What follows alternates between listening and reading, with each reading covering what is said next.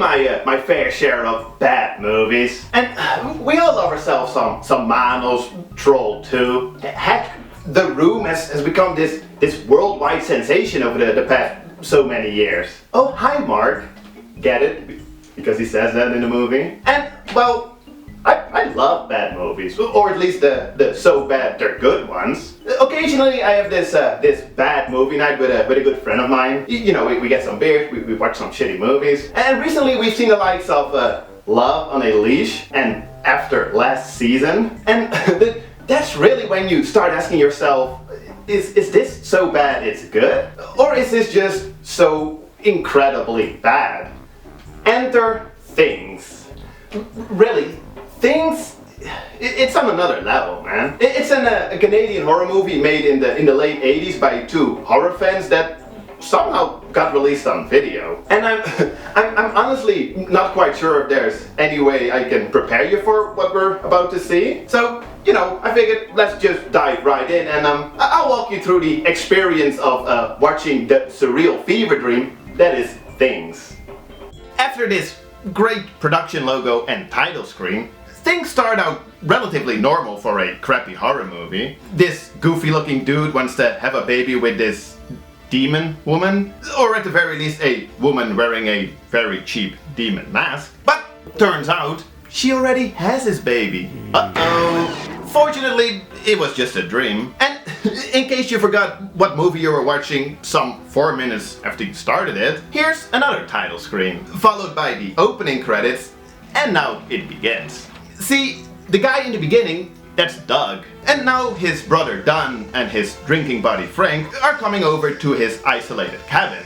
I guess, if you can even tell what's happening here. And, well, this is where the frustration starts. See, and this is very important, none of the characters in this movie care about the actual movie that they're in. They really just want to drink beer and hang out. It's getting kind of hot in here. Throw this in the freezer. Storage, maybe. What? That's Barry Gillis, by the way. He's the co-writer and producer of Things, so he chose to do that. I think you've been reading The Lazy Man's Guide to Living a little too much lately. Next time you come with me, you're staying home. Great writing. Anyway, there's an attempt at a story early on when they find a recorder and a book, in the freezer, of course, somewhat reminiscent of The Evil Dead, or as Don refers to it. How'd that movie start that you're always talking about? You know, that weird one with all those weird things? But that's not what this movie is about at all. If anything, it goes a little something like this. Doug and his wife, they can't have a baby, so this evil Dr. Lucas artificially impregnates her, and now there's all these little monsters in the house. But this movie doesn't do logic, or anything you'd expect from a traditional movie for that matter. So the plot is really just a minor inconvenience to the characters who, again, they're really just there to hang out. So for the majority of this movie, you're watching scenes like this.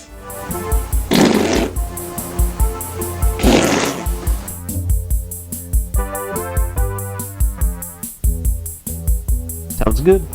What sounds good? Definitely not this movie, which is perhaps a nice little bridge to its technical aspects. And in case you hadn't noticed already, it's absolutely terrible.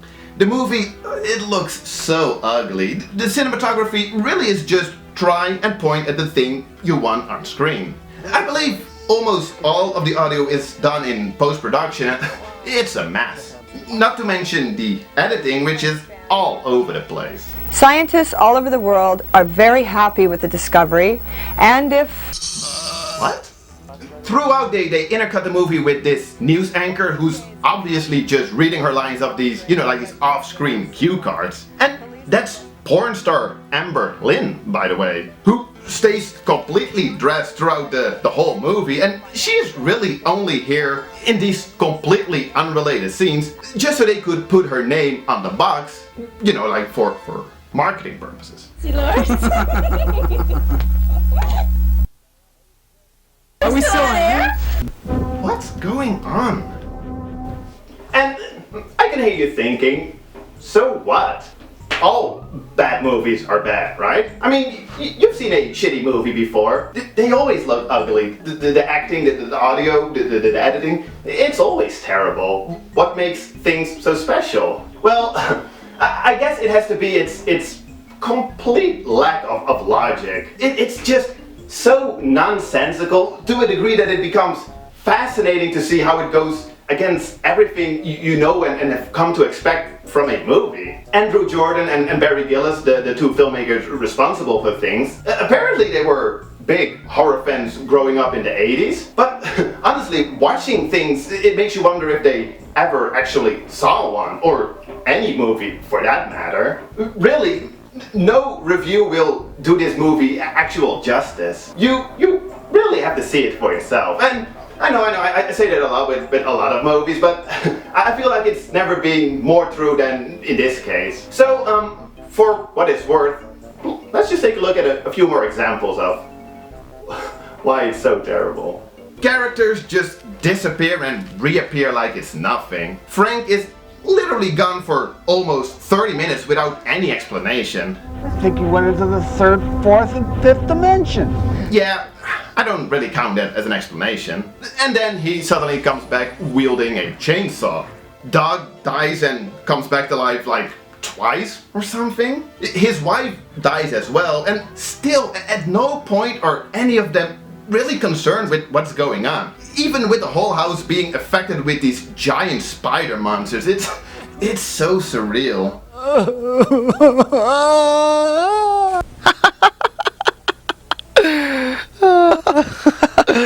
Oh, joke's on you. Hey, did you hear that? You hear that? I didn't hear nothing at all. I just didn't want you to pour any whiskey on me. Lost your train of thought, didn't I? I think I'll have another drink. They just can't be bothered. At some point, Don has to go to the toilet, and for once he's somewhat worried about the monsters. So then follows a scene, literally 10 minutes long, of just them wandering around with flashlights. It's completely silent, besides this ambient soundtrack. And for the most part, it's just shots of them looking at the ceiling. It's... I have no words for it. I do actually kinda like the music, even though it sounds like these pre-recorded demo tracks you'd find on a cheap Casio keyboard, but in an odd way, it does help with the experience. See what we have here.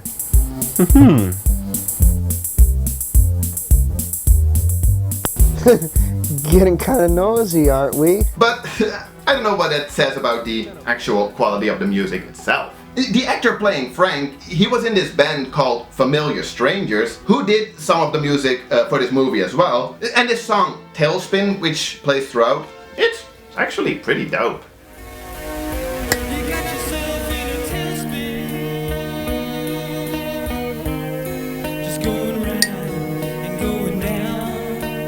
But my favorite part is probably towards the end, when the evil Dr. Lucas arrives. This is ghastly, brutal, horrible, insane. Blood and guts, that's all that's left of her. That's human blood, all right. Don believes that he's responsible for everything that's been happening, but Dr. Lucas, who can barely contain his laughter during any of the takes they put in, he acts like he doesn't know what he's talking about. The creatures were here. They were here. You gotta believe me. You gotta believe me. We even killed a bunch of them. Ah, you're a real Looney Tune. One more. Ah, you're nothing but a joker, man. There ain't nothing here. Don't give me this shit. Ah, Dr. Lucas. And then, after some 80 minutes of running time, truer words have never been printed. Well, that's things for you. And again, one more time, and I can't emphasize this enough. Any review, this one, it doesn't do this movie any true justice. You know, I try to show a few funny scenes, but I could easily fill up a whole much longer video with every funny and remarkable bit that happens in this movie. But, you know, in that case, you're probably better off just watching the movie for yourself. And actually being serious when I say it. Check it out, it truly is a unique experience. So yeah, show the guys some love, buy the Intervision DVD. I mean, as much as I am shitting on this movie and the guys that made it, they did shoot a feature-length movie on film. They added special effects, they made a soundtrack, all of the audio was edited in post-production, and somehow they got it released on video. Gotta respect that. So yeah, how do I end these videos again? Cheers.